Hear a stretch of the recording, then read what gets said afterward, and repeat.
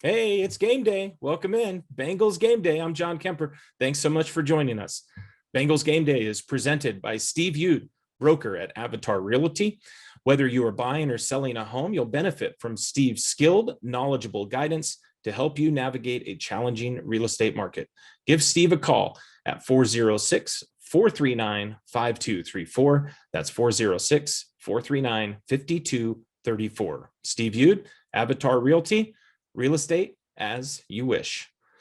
All right, so Helena High will have their first home game of the season, coming off, of course, that 22-0 win over Great Falls last Friday. We'll get to that in a little bit, do some stats for you on that. And they will be hosting Billings Senior, who is also 1-0. Billings Senior beat Butte last week with a field goal with 2 seconds left, 18-17.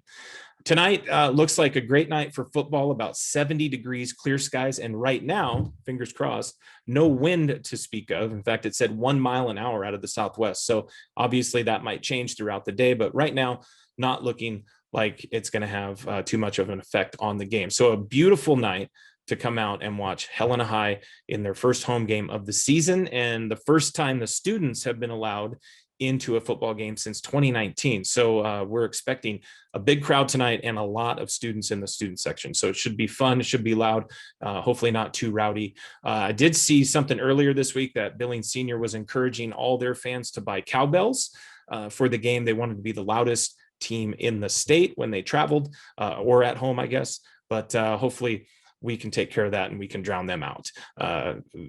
Right? Hopefully. All right.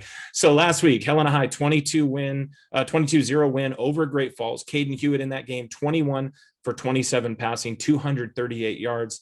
He had 2 touchdowns, and he was the best quarterback in the state last week with a 128.3 QBR rating. So a QBR, if you don't know what that is, they basically take your completions, your attempts, your yards, your touchdowns and interceptions. They put it into a formula and they spit out this QBR. QBR, I believe, does have a ceiling. I think it goes up to 154.3 is the highest you can go. And if you want to put it in perspective, quarterbacks in the NFL are considered good if they have something north of 100. Quarterbacks are considered historic when they have seasons that have QBRs of like 110, 120. It's a big deal. If you follow the Green Bay Packers or Tom Brady and stuff, high QBRs for people like Aaron Rodgers and stuff. So that's a good way to kind of judge how a quarterback is doing. It's a little like analytics when it comes to baseball. If you follow baseball at all, they have things called WAR and on base percentage and OPS and stuff. That's basically what this is for football. Of course, baseball more statistical driven than football is in a way. So, but this is one way that they measure quarterbacks. So Caden Hewitt last week, the best in the state in the AA with a 128.3. As far as other players, Chase McGurran, 5 catches, 55 yards. He had 2 touchdowns and a great sack in the fourth quarter.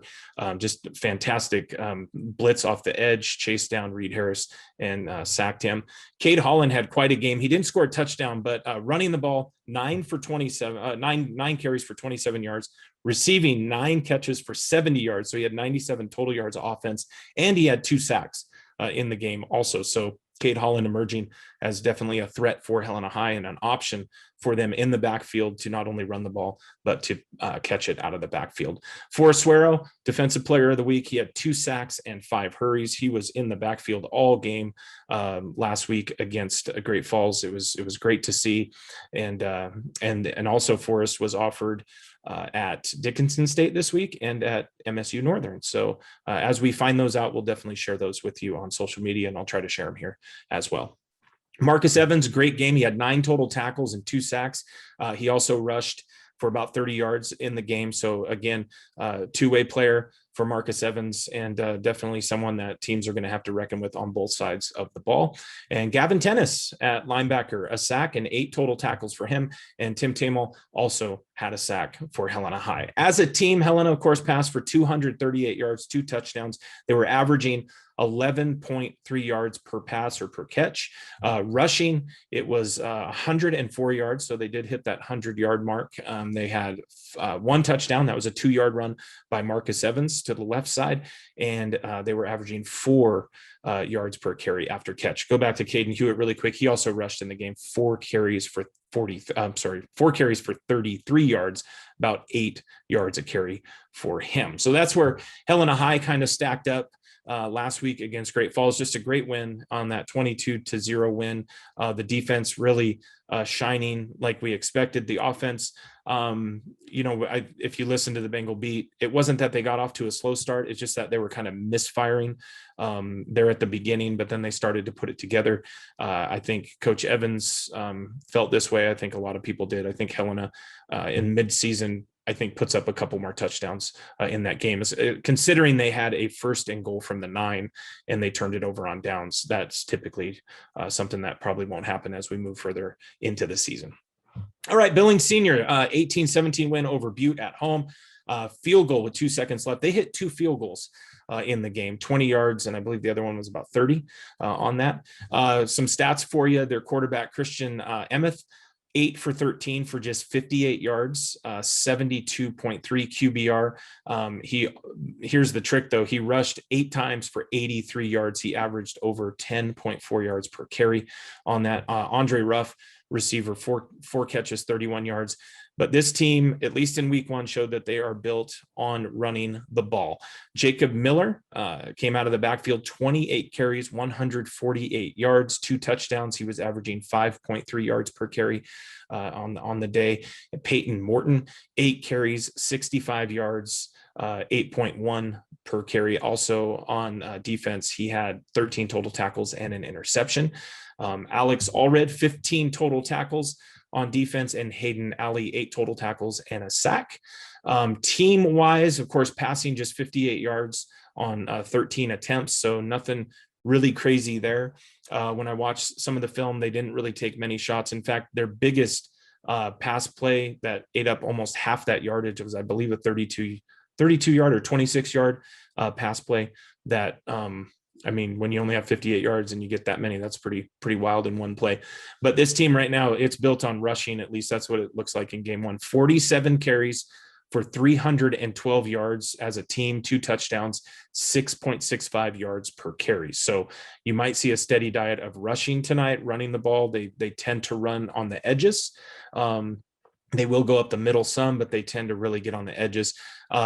Jacob Miller, not particularly a big guy, kind of built like Cade Holland. So I'm not taking anything away from Miller at all, but all that to say he's going to be speedy and he's going to get the edges pretty well. Up the middle, don't really know how well he'll do on that. And then Emmeth, of course, sorry about that, just hit my keyboard. Emmeth, of course, those 8 carries, 83 yards, designed runs in a lot of cases.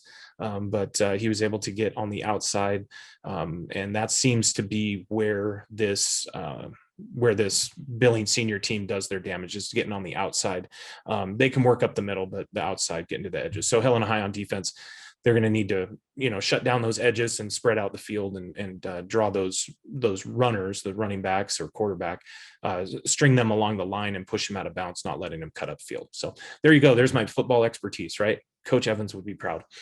All right, so that is your Bengals game day preview. Some stuff for you here. Game details theme tonight is whiteout. So wear your white Bengals gear. This is the time of the season to do it. It's still nice weather, maybe a little sweatshirt later in the game, but 70 degrees at game time. So if you want to dress like the student section, and who doesn't want to dress like the student section, it's whiteout. So wear your white Bengals gear. Bengals walk will start at 6 p.m. So get there about 6, a little before, line Billings Avenue, as the Bengals will take that first walk up Billings Avenue on the Bengals walk as they head to Vigilante Stadium for the first time this year. And then if you want to hear the game, the Helena High pregame show will start at 6:45, kickoff slated for 7.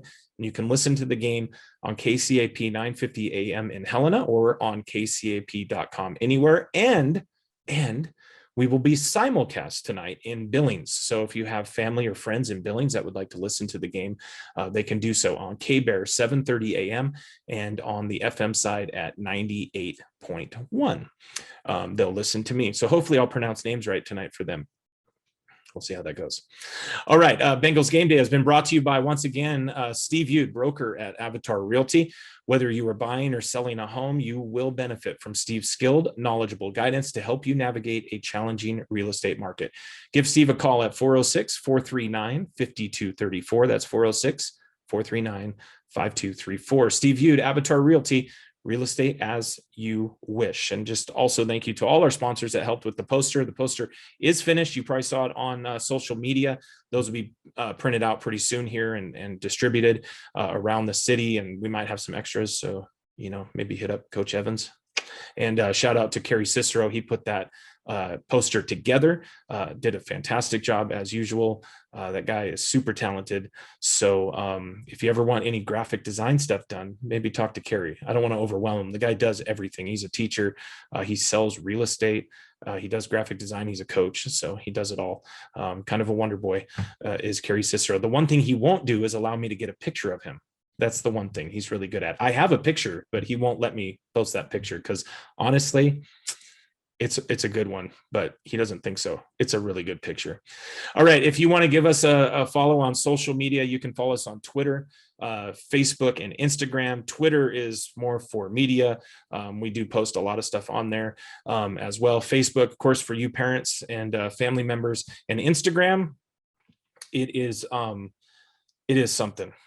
That's all I can say. I think we're up to almost 600 followers on Instagram. It is all for the students. So by all means, come along, enjoy the ride. I think if a lot of the students knew that I was doing their social media, they'd probably unfollow, but that's how it is. So if you want to follow us on Instagram, feel free to do that. All right. This has been Bengals Game Day. I'm John Kemper. Thanks so much. And we'll see you tonight at Vigilante Stadium.